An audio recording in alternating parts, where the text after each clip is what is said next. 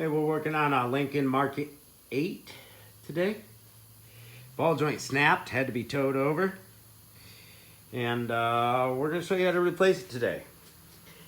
We'll start off with getting the caliper off, 12 millimeter.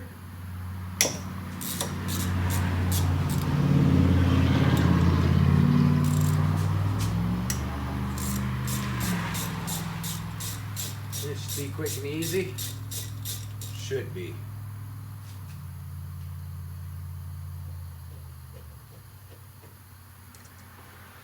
We've got 18 millimeter on the upper ball joint, 17 millimeter on this sway bar link. I want to get the whole steering knuckle out of the way.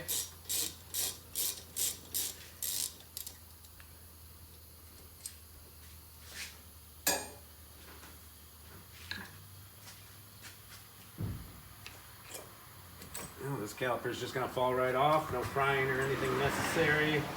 Get this clip that's all bent up. A little bit of damage to the front bumper. Splash guard fell off. Rim is bent noticeably. I don't want these brake pads to fall out, so I'll put them to the side. Alright, so our lower ball joint's already disconnected. I think the next thing I want to do is get this tie rod off. I already took the cotter key out of it. Slides through the castle nut. We'll see what size we got there on that tie rod. This one's an 18. See if I can fit my impact in there. We're going to loosen up that castle nut.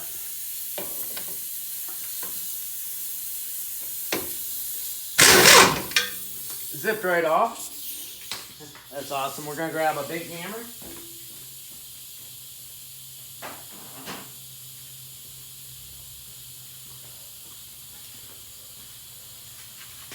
We're going to hit on the steering knuckle.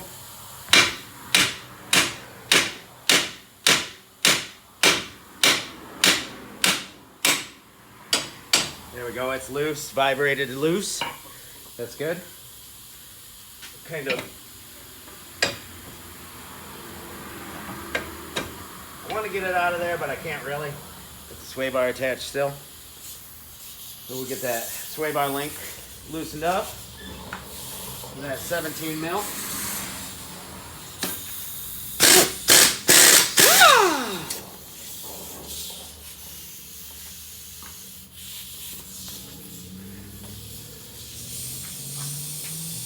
This guy looks like one of them guys that isn't just gonna fall out of there. I'll grab the air chisel.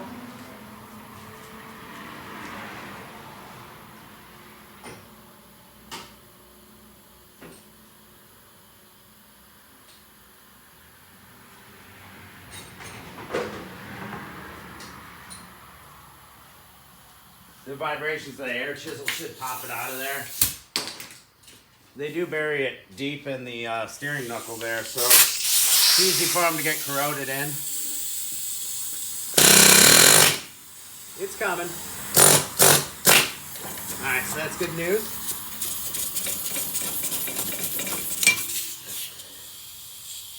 Sway bar link is detached. I like it. It might give us enough. Yep. Give us enough to get the tie rod out of there. So the only thing holding us up is the wheel speed sensor. We got here, I think it's a 10 millimeter. If it doesn't come out this way, we'll disconnect the whole wiring.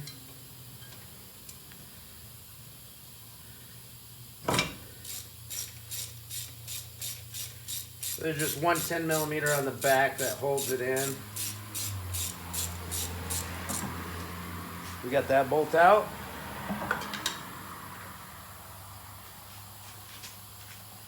Sometimes these wheel speed sensors like to jam in there pretty good. There's a little clip. You definitely don't want to force them out or pry them out. You can break the plastic pretty easily. I'm going to see if it'll start spinning. With just a little bit of force, not much.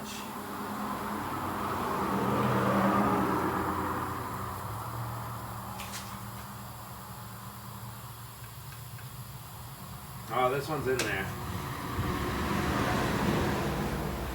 It's in there good. I don't think it's going to spin or move for us at all. And we just need the steering knuckle out of the way because we're pressing in on the lower control arm.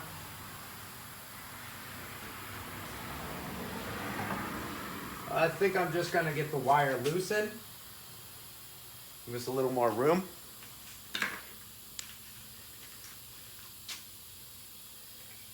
These little clips that hold it in.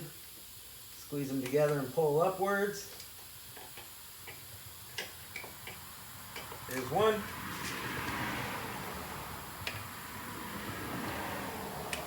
Two. All right, now we got a lot more slack. And that should be enough. I'll get a bungee cord handy.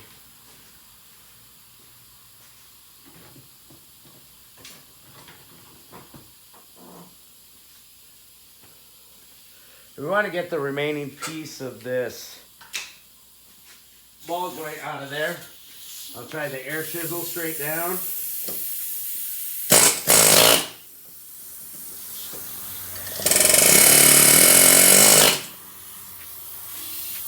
Hopefully it comes out of there. Hard to stay on this. Come on, buddy.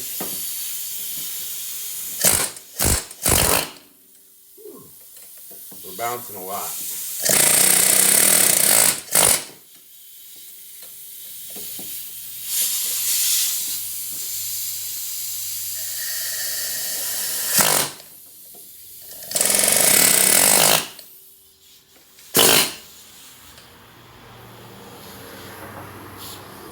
I can't get a straight angle on it, so it's bouncing out of its little divot.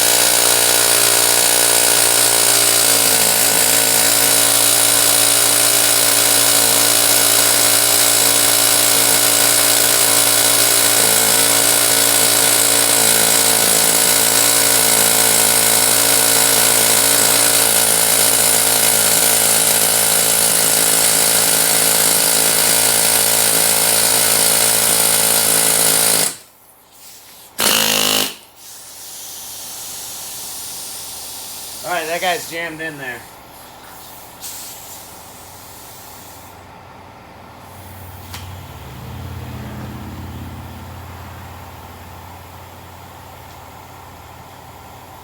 That should have gotten it out. I don't know if we're gonna use torches or what.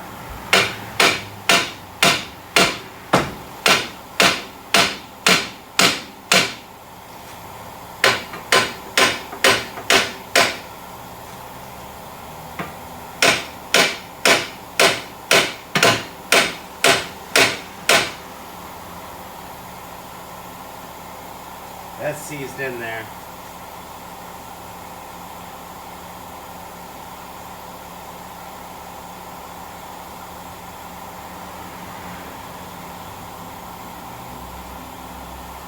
Probably have to use some heat. Let me get my torch set.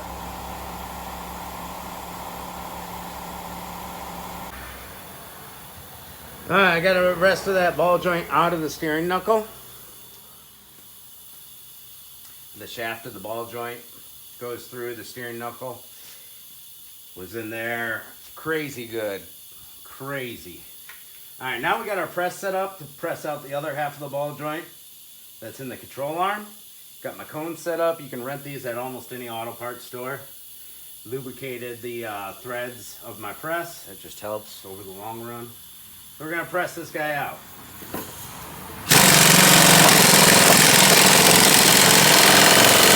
There we go. That's as far as we can go for now.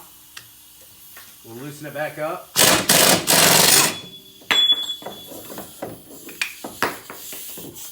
Wrap around that wire a little bit. All right, there's that. It's started. So grab a socket. Just give it a few taps. Hopefully it'll just fall right out of there.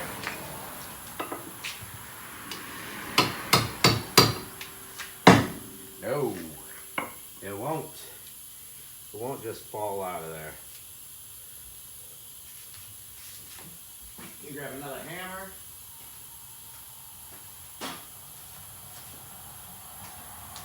We got a big old gap now in between the ball joint where it's pressed down, 3/4 of an inch or so. Usually they'll just smack out the rest of the way, but just like the other piece of the ball joint, it's not cooperating. Let's see if we could just zip it out. Not a very good adapter anywhere.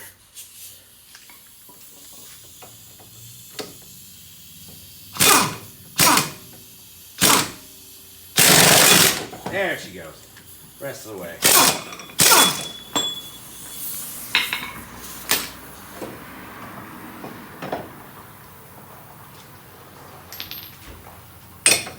Got jammed in there. Here we go. There's the other half of our ball joint out. Now we're going to work on getting the new ball joint in. Alright, we got our ball joint all set up. This is my cone setup that I've decided on. There's multiple ways you can do it, but this looks good. Put a little bit of grease on the ball joint press marks here. Just help it slide in there easier.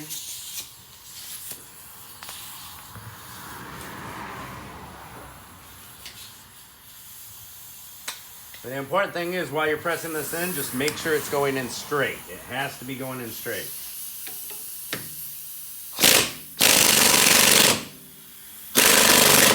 That's not going in straight. I got a big gap here compared to the front. The back is not pressing in as good. This cone kind of slid a little bit. I think the sway bar link's hitting my tool a little. So I'm going to loosen it back up and see if we can readjust.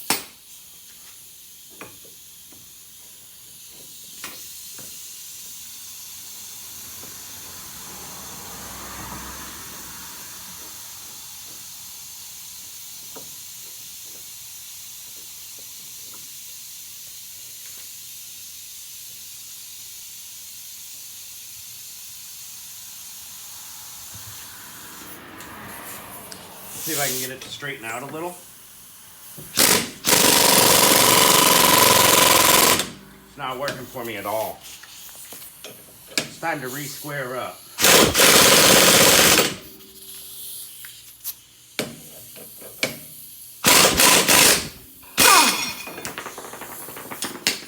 I might have to use a different combination of cones.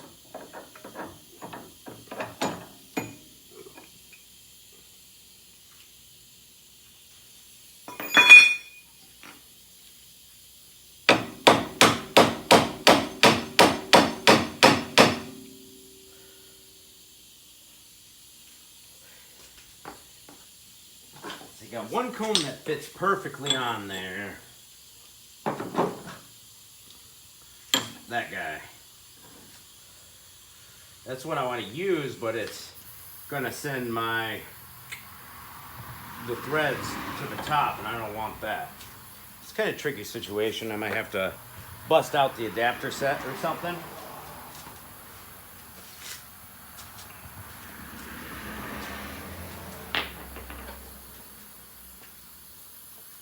Want this guy to pop out of there for now. Pinched in there pretty good though.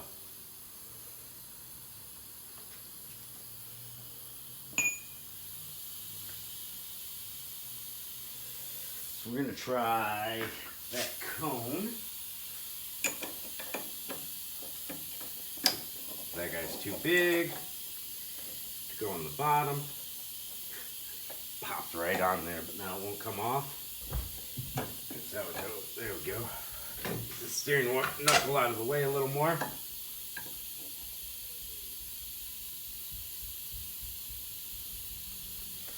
So if I'm gonna have my thread side up, I need to clear the ball joint.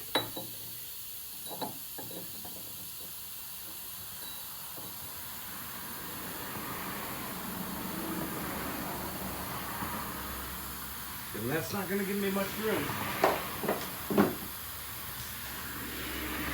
Where'd I put that cone at? And I got the boot off the ball joint while I'm pressing in. Here's the other one that fits perfect.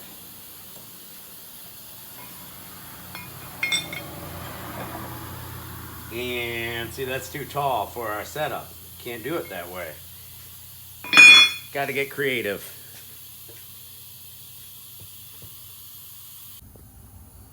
All right. I've got it started pretty good, pretty straight. Looks like it.